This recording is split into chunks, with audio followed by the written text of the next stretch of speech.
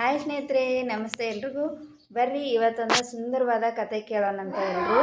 ಒಂದೂರಲ್ಲಿ ಒಬ್ಬ ರಾಜ ಇರ್ತಾನಂತ. ಆ ರಾಜ ಯುದ್ಧದಲ್ಲೇ ಗೆದ್ದಿರುವಂಥ ಸಂತೋಷಕ್ಕಾಗಿ ಆ ರಾಜ್ಯದ ಬ್ರಾಹ್ಮಣರಿಗೆಲ್ಲ ಒಳ್ಳೆ ಭೋಜನ ಕೊಡಿಸ್ಬೇಕು ಅಂತೇಳಿ ಭೋಜನ ಸಮಾರಂಭವನ್ನು ಏರ್ಪಾಡು ಮಾಡಿರ್ತಾನಂತೆ. ಆ ಭೋಜನ ಶಾಲೆಯಲ್ಲೇ ಎಲ್ಲ ಥರದ ವಿಧಗಳಾದ ಅಡುಗೆಗಳನ್ನು ತಯಾರು ಮಾಡಿರ್ತಾರೆ. ಇನ್ನೇನು ಬ್ರಾಹ್ಮಣರು ಅಲ್ಲಿರ್ತಕ್ಕಂಥ ಪೂಜೆ ಪುನಸ್ಕಾರ ಯಜ್ಞ ಯಾಗಾದಿಗಳನ್ನೆಲ್ಲ ಮುಗಿಸಿ ಊಟಕ್ಕೆ ಬಂದು ಕುಳ್ಕೋಬೇಕು ಅನ್ನುವಷ್ಟರೊಳಗೆ ಏನಾಗ್ತೈತೆ ಅಂದ್ರೆ, ಆಕಾಶದೊಳಗೆ ಒಂದರನ ಹದ್ದ ಒಂದು ಹಾವನ್ನು ಹಿಡ್ಕೊಂಡು ಬಾಯೊಳಗೆ ಹಾವನ್ನು ಹಿಡ್ಕೊಂಡು ಹಾರಾಡ್ಕೊತ ಹೊತ್ತೊಯ್ತಿರ್ತೈತಿ. ಆ ಸಮಯದಾಗ ಏನಾಗ್ತೈತೆ ಅಂದ್ರೆ, ಆ ಸರ್ಪದ ಬಾಯಿಯಿಂದ ವಿಷ ಸೋರಿ ತಯಾರಾಗ್ತಿದ್ದ ಅಡುಗೆಯೊಳಗೆ ಬೀಳ್ತೈತಿ. ಅದನ್ನು ಹದ್ದು ಹಾವನ್ನು ಹಿಡ್ಕೊಂಡು ಹೋಗ್ತಿರ್ತೈತಲ್ಲ, ಆ ಹಾವದ ವಿಷ ಅದು ಹೋಗ್ಬೇಕಿರ ಅದರ ಅಡುಗೆ ಒಳಗೆ ಬೀಳ್ತೈತಿ. ಆ ವಿಷಯ ಅಲ್ಲಿ ನೆರೆದಿರ್ತಕ್ಕಂಥ ಯಾರೊಬ್ಬರ ಗಮನಕ್ಕೂ ಬರೋಂಗಿಲ್ಲ. ಅಂದ್ರೆ ಅಷ್ಟೊಂದು ಜನ ಸೇರ್ತಾರೆ. ಬಟ್ ಆಕಾಶ ಎತ್ತರಕ್ಕೆ ಒಂದು ಹದ್ದು ತೊಗೊಂಡು ಹೋಗ್ತಿರ್ಬೇಕಾದ್ರೆ ಅದರ ಬಾಯಲ್ಲಿರ್ತಕ್ಕಂಥ ಹಾವಿನ ವಿಷ ಅಡುಗೆ ಒಳಗೆ ಸೇರಿರ್ತೈತಿ. ಅದು ಯಾರನ್ನೂ ನೋಡಿರಂಗಿಲ್ಲ.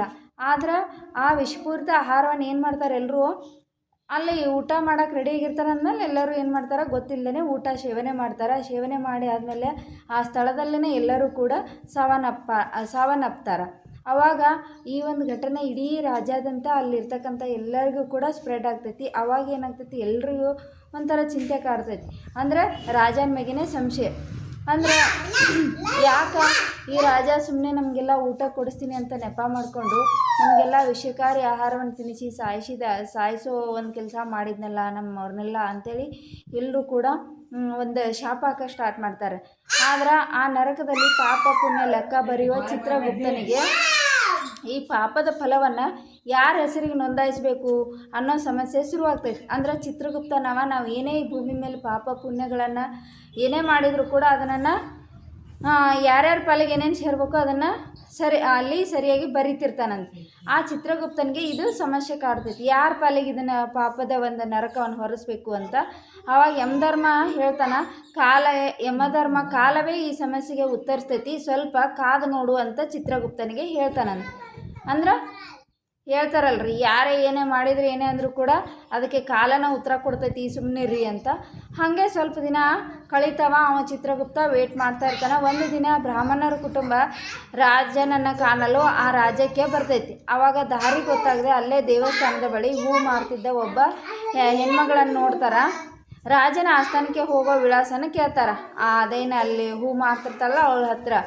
ಆವಾಗ ಆ ಹೆಣ್ಮಗಳು ಹೇಳ್ತಾಳೆ, ಆ ರಾಜನೊಬ್ಬ ಮಹಾಪಾಪಿ ಬ್ರಾಹ್ಮಣರನ್ನು ವಿಷ ಬಿಟ್ಟು ಸಾಯಿಸ್ಯಾನ, ಅವನ ಬಳಿ ನೀವು ಹೋಗಬೇಡ್ರಿ ಅಂತ ಹೇಳ್ತಾಳೆ.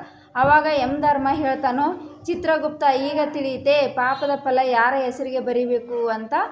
ಅಲ್ಲಿ ಇವನು ಕೇಳ್ತಾನೆ, ಯಮಧರ್ಮ ಯಾರಿಗೆ, ಚಿತ್ರಗುಪ್ತನಿಗೆ ಕೇಳ್ತಾನೆ. ಆವಾಗ ಚಿತ್ರಗುಪ್ತ ಪಾಪವನ್ನು ಹೂ ಮಾರ್ತಿದ್ದ ಹೆಂಗಸನ ಹೆಸರಿಗೆ ಬರೆಯುತ್ತಾನೆ. ಯಾಕಂದ್ರೆ ಅಡುಗೆ ಮಾಡಿಸಿದ ರಾಜಂದು ತಪ್ಪಲ್ಲ, ತನ್ನ ಹಸಿವು ನೀಗಿಸೋಕೆ ಹಾವನ್ನು ಹೊತ್ತೊಯ್ದಿರ್ತಕ್ಕಂಥ ಹದ್ದಿಂದು ತಪ್ಪಲ್ಲ. ಯಾಕಂದ್ರೆ ಅದು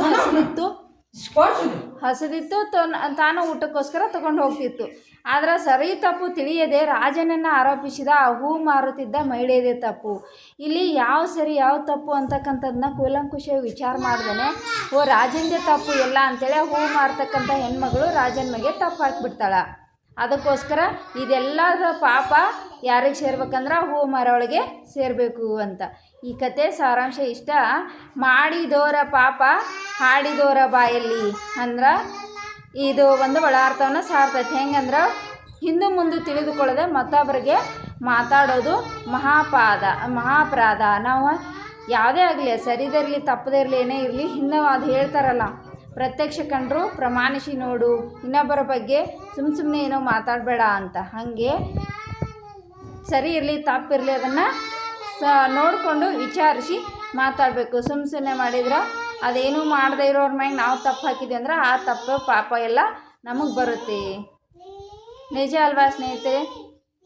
ಅದಕ್ಕೆ ಇನ್ನು ಮುಂದಾದರೂ ಕೂಡ ಸುಮ್ಮನೆ ತಿಳಿಯದೇನೋ ಅನಾವಶ್ಯಕವಾಗಿ ಯಾರೊಬ್ಬರ ಬಗ್ಗೆ ಏನನ್ನು ಮಾತಾಡದೆ ಆರೋಪವನ್ನು ವಹಿಸದೆ ಏನು ಮಾಡೋಣ ಅಂದ್ರೆ ಸರಿ ತಪ್ಪನ್ನು ಸರಿದೂಗಿಸ್ಕೊಂಡು ಮಾತನಾಡೋಣ, ಒಳ್ಳೆಯ ಜೀವನ ನಡೆಸೋಣ. ಥ್ಯಾಂಕ್ ಯು ಸ್ನೇಹಿತರೆ. ನಿಮಗೆಲ್ಲ ಈ ಕಥೆ ಇಷ್ಟ ಆಗಿತ್ತಂದ್ರೆ ನಿಮ್ದೊಂದು ಲೈಕ್ ಕೊಡ್ರಿ. ಹಾಗೆ ಹೆಂಗೆ ಅನ್ನಿಸ್ತು ಅಂತ ಕಮೆಂಟ್ಸ್ನಲ್ಲಿ ಕಮೆಂಟ್ಸ್ ಮಾಡಿರಿ.